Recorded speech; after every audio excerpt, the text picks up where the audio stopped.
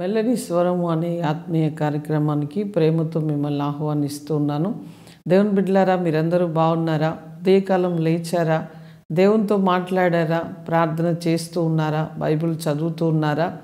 చూడండి, మన జీవితంలో చాలా పనులు మన ఒంట్లో ఓపిక లేకపోయినా మనము రోజు క్రమముగా చేయవలసిన పనులు ఓపిక తెచ్చుకొని మనం చేస్తూ ఉంటాం. కానీ ప్రార్థన విషయానికి వచ్చేసరికి ఈ ప్రార్థన అనేది వాయిదాలు వేసుకుంటూ ఉదయం చేసేది మధ్యాహ్నం చేసేది రాత్రి అని ఇలా వాయిదాలు వేసుకుంటూ మన జీవితంలో మొట్టమొదటి స్థానము దేవుడికి ఇవ్వాలి, దేవునితో మాట్లాడాలి.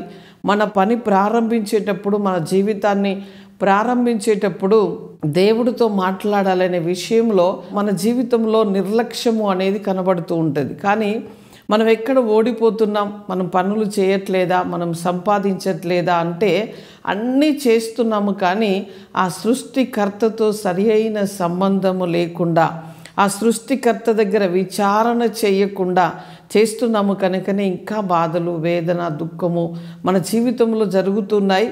దావీదు అంతటి మహారాజే, ఆయన ఏమి చేసినా కూడా దేవుని బిడ్డలారా, ప్రార్థన అనేది ప్రాముఖ్యముగా ఆయన జీవితంలో మనం చూస్తున్నాం. దినములకు 3 మార్లు కూడా ప్రార్థన చేసే వ్యక్తి, 7 మార్లు కూడా దేవుణ్ణి స్తుతించి ఆరాధించి ఆయనను గణపరిచే వ్యక్తిగా తాను కనపరుచుకుంటున్నాడు. ఈ రోజుల్లో మన జీవితంలో ఏం కావాలి? అంతటి ఉన్నత స్థాయిలో మనం ఉన్నా లేకపోయినా మన స్థాయి ఏదైనా కూడా మనకు దేవునితో సత్సంబంధము, దేవునితో సరి అయిన సంబంధం ఉన్నప్పుడు నీ జీవితం అద్భుతముగా ఆశీర్వదించబడుతుంది. కొంచెములో కూడా నీవు సమృద్ధిని అనుభవించగలుగుతావు. ఆ యొక్క చిన్ని జీవితంలో కూడా దేవుని మహిమను నువ్వు చూడగలుగుతావు. కనుక ఎప్పుడు మనం దేవునితో ఉండడం, దేవునితో మాట్లాడడం అనేది చాలా ప్రాముఖ్యము. కనుక ఇది మీరు మర్చిపోవద్దు అని ప్రేమతో నేను మీకు తెలియజేస్తున్నాను. ఈరోజు దేవుడు మనతో మాట్లాడనైన వాక్యము సామెతల గ్రంథం 3వ అధ్యాయము 10వ వచనాన్ని చదువుకుందాం. అప్పుడు నీ కొట్లలో ధాన్యము సమృద్ధిగా ఉండును, నీ గానుగలో నుండి క్రొత్త ద్రాక్షరసము పైకి పొర్లి పారును. సమృద్ధి అయిన ఆశీర్వాదమును గురించి అక్కడ మాట్లాడుతున్నది ఆ వాక్యము. అప్పుడు అంటే చూడండి, దావీదును గురించి నేను చెప్తున్నాను. దావీదు ప్రార్థనలో 10వ భాగం ఇచ్చాడు. ఇక్కడ మీరు ముందు వెనుక చదివితే కూడా 10వ భాగం గురించి మాట్లాడబడి ఉంటుంది. చూడండి, మనం ప్రతిదీ కూడా ఆయనలో మనము భాగమై ఉండాలి, ఆయనలో మనం నిలిచి ఉండాలి.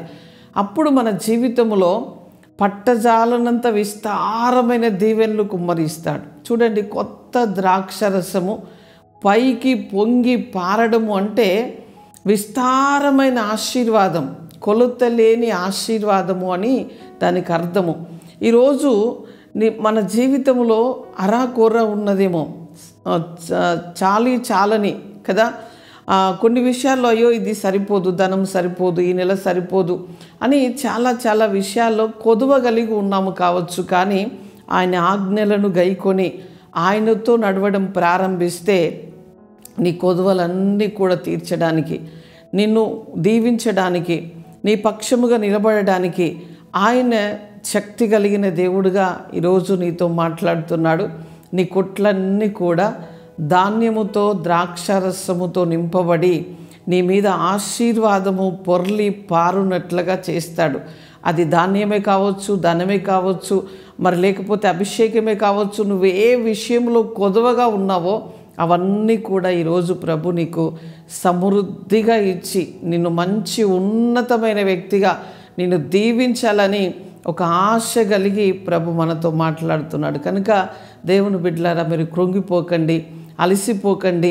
అయ్యో ఇంకా నా జీవితంలో ఎక్కడ ఆశీర్వాదం, నేను ఎప్పుడు చూస్తాను దేవుని మహిమను అని మీరు నిరుత్సాహపడద్దు. కానీ నీ ఆశ, నీ కోరిక తీర్చే దేవుడు, నిన్ను బలపరిచేవాడు, సహాయము చేసేవాడు, నీతో నిలిచేవాడు, నిన్ను నడిపించేవాడు, నీకు మేలు చేసేవాడు ఆయన ఒక్కడే. కనుక అలయక సొమ్మసిల్లక ఆయన వైపు చూద్దాం, నీకు బలమునివ్వబోతున్నాడు.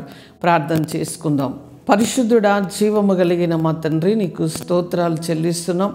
ఈ ఉదయకాలం ప్రభువా, ఎంతమంది ఈ వాక్యాన్ని అయ్యా వారి జీవితంలో అయ్యా రిసీవ్ చేసుకుంటున్నారో, అన్వయింపు చేసుకుంటున్నారో, అయ్యా ఈ ఒక ఉపదేశము విని నీ పాదములు ఎంతమంది పట్టుకుంటున్నారో వారి మీద నీ యొక్క మహిమ కుమ్మరించబడాలి, నీ ఆత్మ కుమ్మరించబడాలి, పరిశుద్ధాత్మ చేత వారు నడిపించబడాలి తండ్రి. వారి కొట్లన్నీ కూడా క్రొత్త ద్రాక్షరసముతో నింపబడాలయ్యా.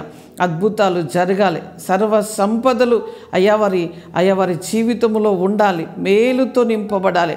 వారి చేతి పనులు, ఉద్యోగాలు, వ్యాపారాలు, వారి బిడ్డల స్టడీ, వారి ఉద్యోగము యేసు నామములో దీవించబడాలని మేము ప్రార్థిస్తున్నాం ప్రభువా. నీ పిల్లలందరూ కూడా అయ్యా నీ ఉపదేశము వింటూ నీ మార్గములో నడుస్తుండగా నీ మహిమ వారిని కమ్ముకొనుగాకని ప్రార్థిస్తున్నాం తండ్రి.